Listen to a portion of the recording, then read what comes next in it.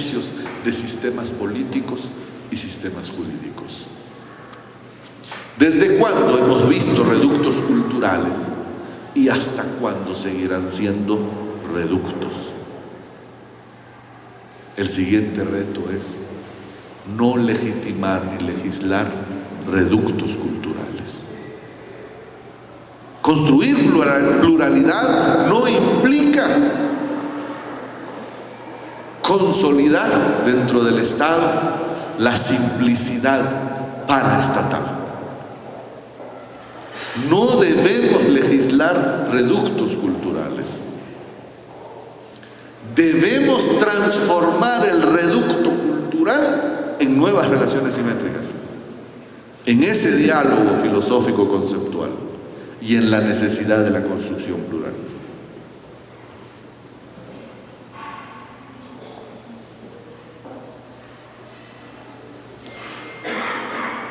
La necesidad de esa construcción plural nos obliga y nos ha obligado en los últimos 40 años por lo menos a pensar en el cómo. En el cómo debemos lograr la transformación de los estados.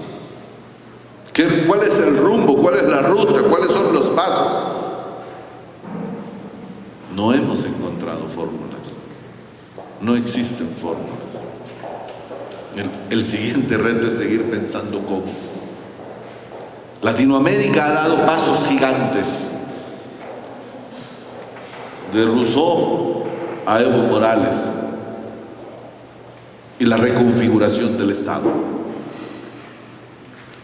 Pero ¿cómo eso logra la verdadera transformación orgánica y en cuanto a justicia y en la transformación epistemológica del derecho y del nuevo modelo de derecho plural? Si no reconocemos los aportes y los nuevos axiomas o los históricos axiomas del mundo indígena, no hay pluralidad en el derecho. No existe. Porque entonces seremos y regresaremos a la lógica de esta ruta de los dominicos. Hace 400 y 500 años transitaban estas rutas los dominicos con la Biblia bajo el brazo, ofreciendo el cielo. Hoy corremos el riesgo de, bajo el concepto de derechos humanos y los axiomas de Occidente, ser los nuevos doctrineros del derecho. No debemos permitir eso. América Latina y los pueblos indígenas de la América Latina no deben permitir a nuevos doctrineros del derecho. ¿Y por qué se es doctrinero del derecho? Si no tenemos la capacidad de llegar a la profundidad axiológica de nuestra visión filosófica, entonces somos doctrineros del derecho. Porque tomamos los axiomas del otro, porque el otro es buena gente y nos dice que ya se va a portar mejor y que ahora va a estar bien con nosotros y que nos vamos a llevar mejor y que la vamos a pasar bien. Y que si bien es cierto mis reglas no eran las mejores, está bien, renuncio a algunas reglas, pero mi ideario axiológico es este. Y con mi ideario axiológico llego y genero un nuevo modelo de penetración e integración social con pertinencia cultural. Hace 20, 25 años, el Vaticano impulsó el respeto y la utilización de los idiomas aborígenes para cantar misa. Hace 50 años se cantaba misa solo en latín. ¿Qué diferencia hay? Pues antes se cantaba en latín, nadie entendía nada. Ahora se canta en nuestros idiomas y eso es más peligroso. En la resistencia cultural, por supuesto, porque la penetración es más efectiva, la penetración y la transformación es más eficaz. Y la anulación del sujeto y la anulación de la identidad individual y colectiva de los sujetos se materializa más rápido. Entonces los doctrineros, desde 400 y 500 años, hoy ya no son de la iglesia. Hoy corremos el riesgo de ser nosotros mismos con título de abogados, de sociólogos, de antropólogos. Durante 40 años estuvo en la jerga académica que la práctica jurídica indígena era derecho consuetudinario. Todos entendimos que fue de consuetudinario por la lupa con que se nos estudió toda la antropología cultural inglesa y más tarde la antropología cultural norteamericana. Nos vieron como simples actores de acción repetitiva. Entonces, por costumbre, los indígenas hacen y dejan de hacer. Y asumimos el mandato. Y asumimos la verdad prefabricada por el otro. Y aceptamos su verdad como tal y la reprodujimos. Y veamos los acuerdos de paz de Guatemala, los acuerdos de paz de San Andrés Larraiza, la relación de los misquitos con el gobierno sandinista y más tarde con el gobierno de Violeta Barrios de Chamorro. Y vemos la misma modalidad. Los llamados avances eran los nuevos mecanismos de los nuevos doctrineros sin sotana. Entonces, sin ánimo de hablar de religión, por supuesto, debemos quitarnos la sotana y respetar al otro. Respetar esa otredad. Benito Juárez hablaba del otro. Y la invitación de Benito Juárez es entender los axiomas del otro. Carlos Lenkesdorf nos escribe Filosofía en clave tojolabal. Y nos toma de la mano y nos lleva a encontrarnos a nosotros mismos en la construcción del discurso nosótrico, coincidente con lo que Benito Juárez nos dice, ¿no? Y el discurso nosótrico no es producto de la filosofía liberal o la filosofía del individuo, de la competitividad y de los regímenes liberales impuestos.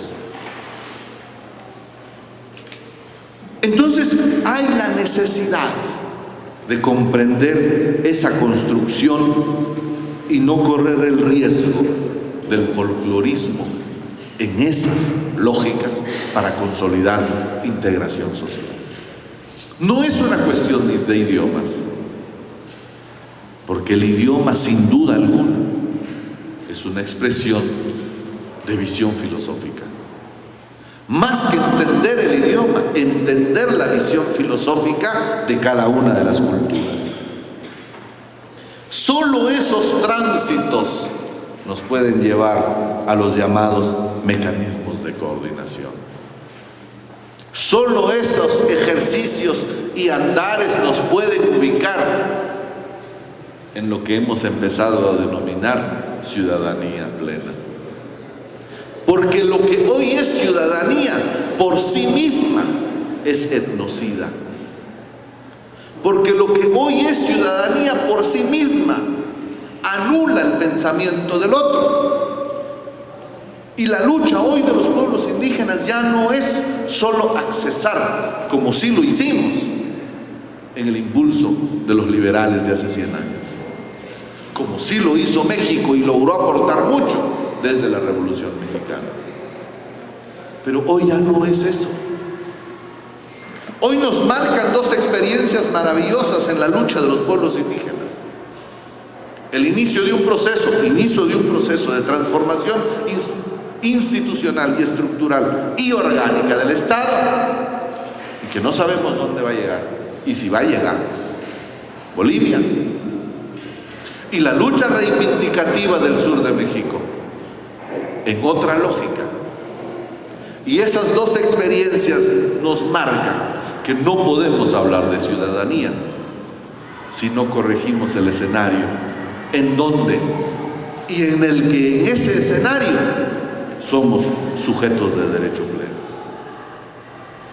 ¿Qué lo logra? No las elecciones.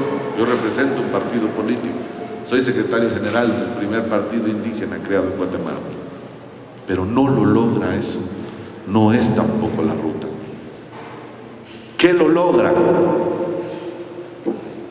Lo logra la fuerza social que defina una nueva correlación de fuerzas políticas, más allá del sistema, como bien tienen la experiencia acá en el estado de Oaxaca. Más allá del sistema impuesto. Es la lógica de la fuerza social que ha de convertirse en fuerza social transformadora del Estado. ¿Qué modelo de Estado? No podemos discutir el nuevo modelo, no podemos discutir el nuevo sistema jurídico, no podemos discutir pluralidad si no hemos construido el modelo de ciudadanía. Los pendientes son muchos. El diálogo conceptual y filosófico, la construcción de la ciudadanía plena en otros contextos y en otros conceptos axiológicos, y en ese otro contexto axiológico el ser sujeto de derecho, para solo entonces pensar en la suma de fuerzas políticas y sociales que logren la transformación orgánica del Estado, para poder entonces hablar de pluralidad jurídica. Muchas gracias.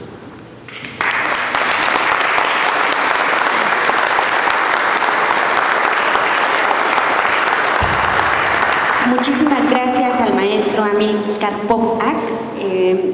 Vamos a abrir un pequeño espacio para que el público pueda manifestar algunas preguntas o comentarios respecto al tema que ha disertado el maestro. Levanten la mano, por favor, para pasar el micrófono.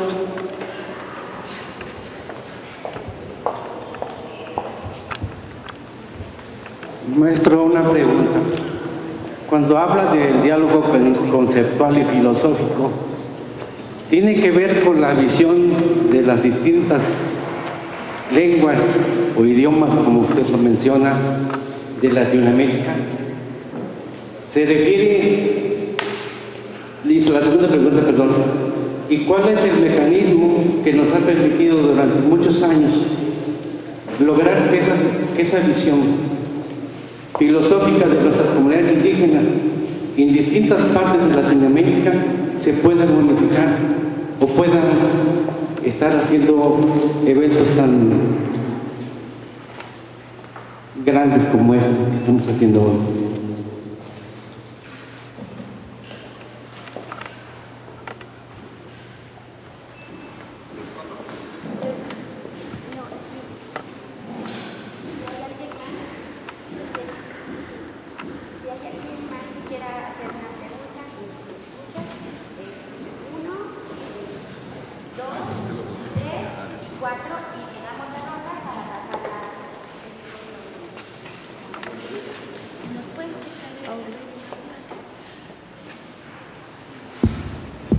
Buenos días. Me gustó mucho su exposición, me pareció bastante clara e ilustrativa.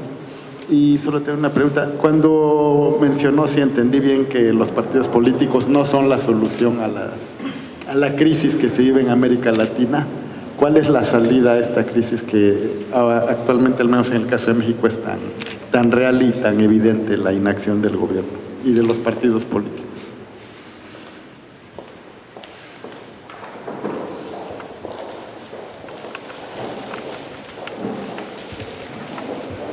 Apreciable Amílcar, dos cosas, un comentario y una pequeña incidencia. Estoy convencido, como muchos acá, en México en particular, de que la violación al Estado de Derecho, la barbarie, la impunidad, no se puede superar con discursos falaces, infames, terribles. Ese es mi primer comentario. Y la otra cuestión es una cosa que me llama la atención, es un poco una crítica hacia lo que dijiste respecto a un punto. Me parece que el discurso de la otredad está manifestado en el discurso eurocéntrico y no necesariamente, ¿verdad?, en el discurso indígena. Pongo como ejemplo esto, la idea de que los derechos fundamentales son de carácter limitado, por ejemplo. Pongo como ejemplo el Pacto Internacional de Derechos Sociales, Económicos y Culturales, en general los derechos sociales, que me parece que de ahí se puede derivar, ¿verdad?, la otredad. O sea, es decir, son derechos que están diseñados o están regulados o están destinados, ¿verdad?, para satisfacer las necesidades de los menos favorecidos. En este sentido, me parece, y lo digo muy respetuosa y prudentemente, que la alusión a la que haces del liberalismo mexicano, en concreto de este extraordinario oaxaqueño, don Benito Juárez, me parece que es equívoca si la quieres trasladar a tratar de construir categorías de orden filosófico, conceptual, epistemológico para entender el derecho indígena. Esto porque Juárez es un liberal. Juárez incluso no fue bien visto, ¿verdad?, por los grupos indigenistas, y sigo pensando que incluso esa crítica me parece válida independientemente de toda la grandeza de este enorme mexicano, de este oaxaqueño gigante. Me parece que tu referencia a esa frase tan emblemática en América Latina y en el mundo, me parece que no es adecuada.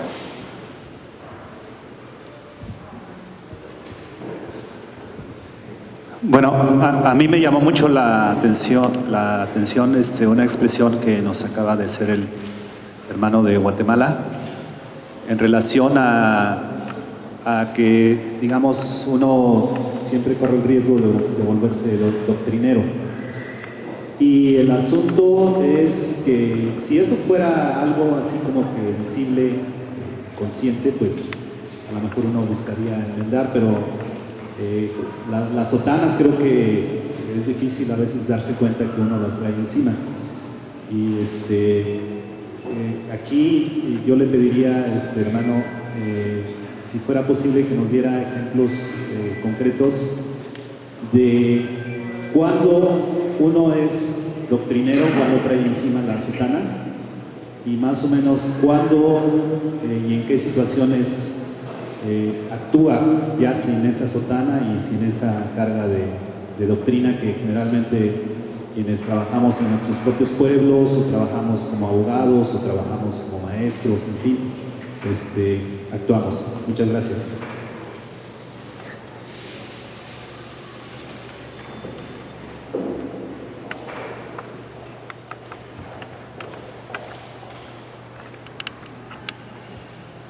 Antes que nada, buenos días.